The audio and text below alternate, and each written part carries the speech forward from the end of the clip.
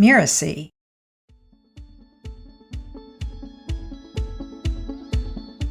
I'm feeling optimistic. There's pressure to get it right, but that's always the case. But I'm optimistic because I think we have good assumptions. I think we have good insights. I think we have a good plan. And I'm an entrepreneur. We're kind of wired to be optimistic. We can't help it.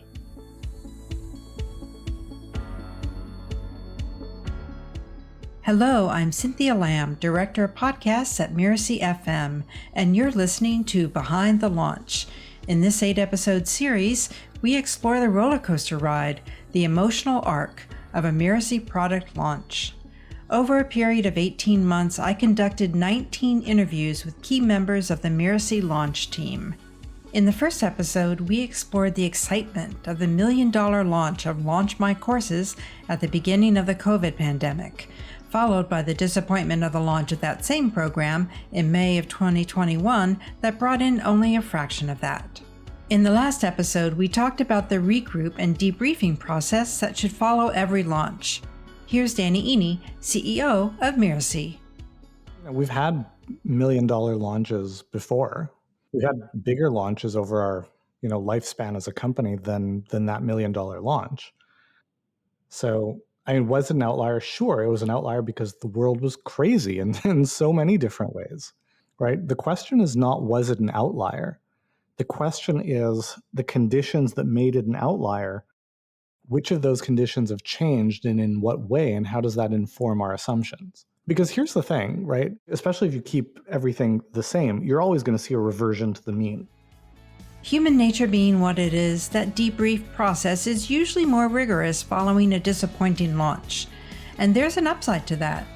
As Mirasee COO Bhumi Pathak says, a disappointing launch can lead to more powerful outcomes in the long term. One way to think about it is that if this launch had worked out and we had figured it out, it's like, okay, well, these are cosmetic changes that we're making to the program, to the messaging. But because it didn't go as planned and we're like kind of back to square one, trying to figure out, well, what is it that's going to work? I believe this is going to set us up for more sustainable success over the long term. Focusing on starting from ground zero, it's like, what is it that the market needs? And what is a business model advantage that we can introduce that will allow us to kind of stay ahead of the curve? Because no business model advantage stays advantage for a long period of time, right? So you had to keep reinventing, redefining.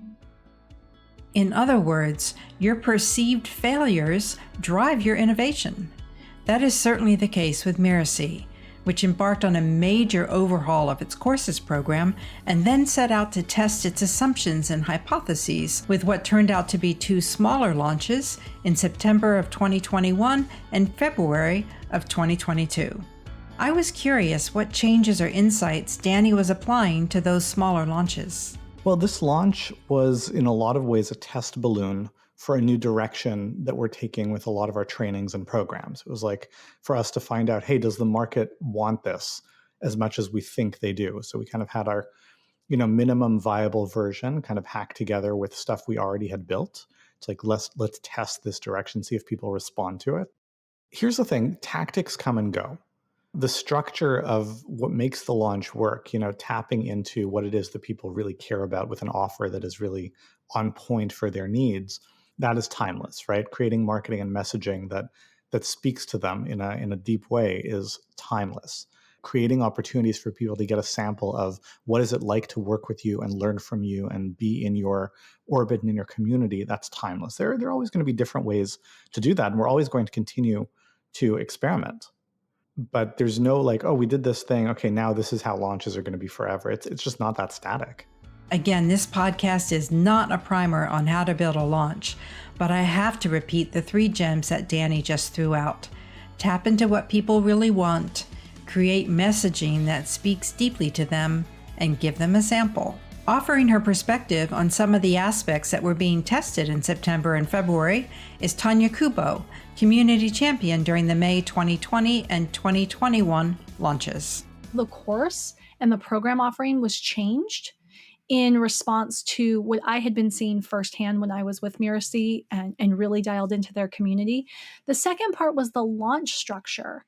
So we used a joint venture partnership, which is something that Danny has done for years, really worked with partnerships. He's a great affiliate partner of other digital marketing companies. And in return, we tend to attract some amazing affiliate partners in our launches. Danny has always been wide open with that, always been willing to lift the curtain, full transparency with our community. And so that's an interesting piece there. In the timeline of this series, we're at the pre-launch phase, looking ahead to the September and February launches. And even though those launches were smaller than the May launches, there is still that roller coaster of emotions. Entrepreneurs being wired as they are, the first of these emotions is often hope or optimism. Here's Danny Iny again. There's this Disney quote that I love that, Disney said this, years and years ago, obviously. We don't make movies to make money. We make money to make movies. And we continue to learn, we continue to evolve, we continue to take on exciting, interesting, complex projects like the podcast network, obviously, that you're very involved in, like our Mist digital agency, other cool projects that may or may not be public at the time that this airs. But, we've got a lot of these things in the works. And our launch in May gave us the juice and the runway to keep on going towards doing these fun things. Because, as Danny says, even if the launch underperformed, we still made hundreds and hundreds of thousands of dollars. We still brought in a lot of new students. We still had a lot of people register for our big event. We still had a lot of people join our membership. So there was still a lot of upside. It just came in short of what it otherwise could. And that's a good kind of thing to consider and lean into, which is an underperforming launch still produced better results than almost anything else that we could have done with that time and energy. One of the issues at play might be expectations. Danny has already said in this series that he was overly optimistic. Telling yourself not to have expectations leading into anything you care about might be unrealistic. In fact, though they cause pain, expectations are an important part of the process. I mean, you can't help but have expectations at some point in the process. They just kind of emerge. And honestly, as the launch starts shaping up, the ultimate results of the launch are measured against those expectations, right? Part of was it successful is did it exceed our expectations? That begs a question for me. What is the best emotional stance to take with regard to launches? As Danny suggests, it's all about perspective. I've had a lot of good launches over the years, and I've had some less than great launches too. And I would imagine that over the coming years, I will continue to have a lot of good launches and some less than great ones, right? Nobody's going to always bat 1,000. That's just not how it's going to be.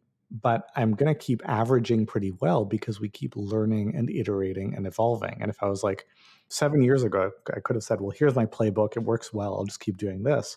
And if I had done that, then, the effectiveness, the efficacy of my launches would have just declined over the years, right? So the key thing is not the particular tactic or playbook. The key thing is the constant exploration, questioning, iteration, and finding out what is on the cutting edge now. In other words, the entrepreneurial career isn't static, nor should it be.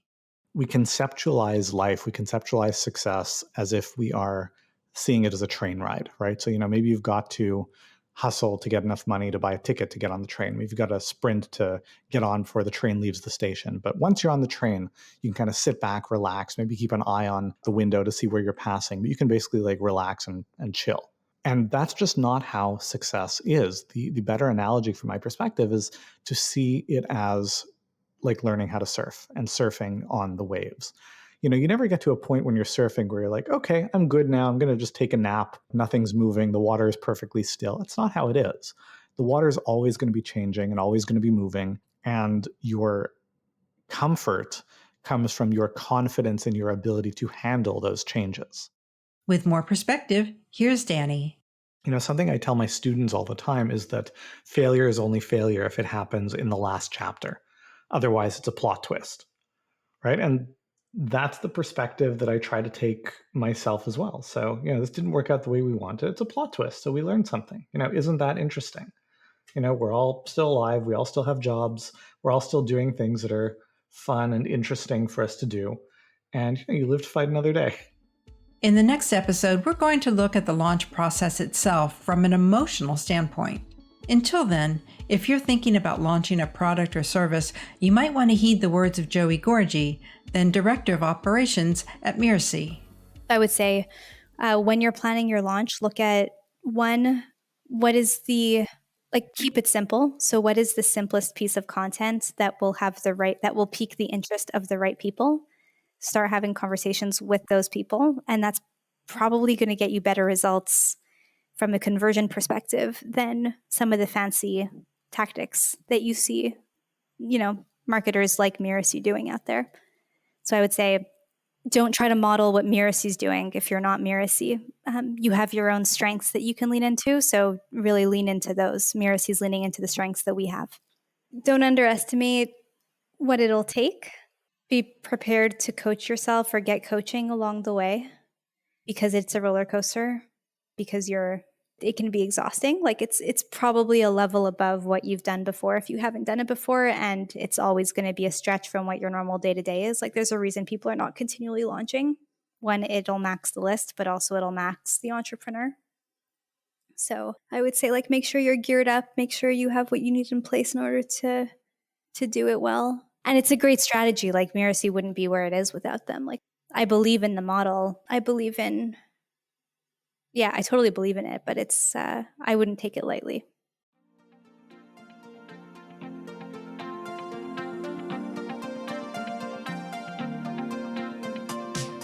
I'm Cynthia Lamb, and you've been listening to Behind the Launch.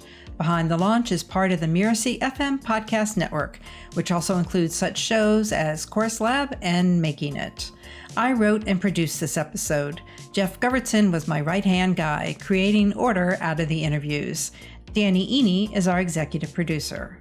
To make sure you don't miss great episodes coming up on Behind the Launch, follow us on Apple Podcasts, Spotify, or wherever you're listening right now. And if you like the show, please give us a starred review. It is the best way to help us get these ideas out there to more people. Thanks, and we'll see you next time.